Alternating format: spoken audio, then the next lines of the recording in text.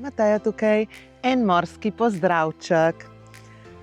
Danes pa želim nagovoriti eno tako luštno temo, in sicer, ko greste na počitnice, ko ste na dopustu takole na plaži, lahko to fino izkoristite za eno tako dobrobit vašemu telesu. In sicer imate okrog sebe morje, torej slano vodo.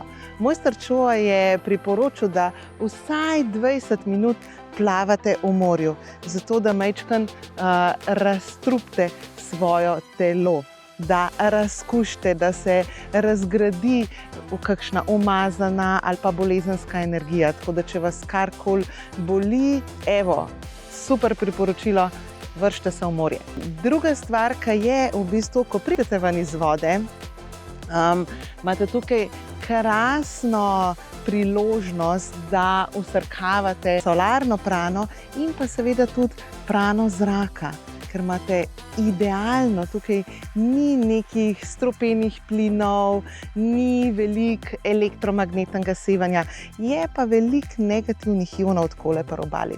Tako da, evo, priporočilo, ko ste na dopustu, dajte to izkoristiti, dajte iti vsaj za 20 minut plavati v morje, bodite vsaj 10 minut na sončku, da vas malček pogreje in pa da globoko, trebušno dihate. Še ena zadeva, torej 3 stvari.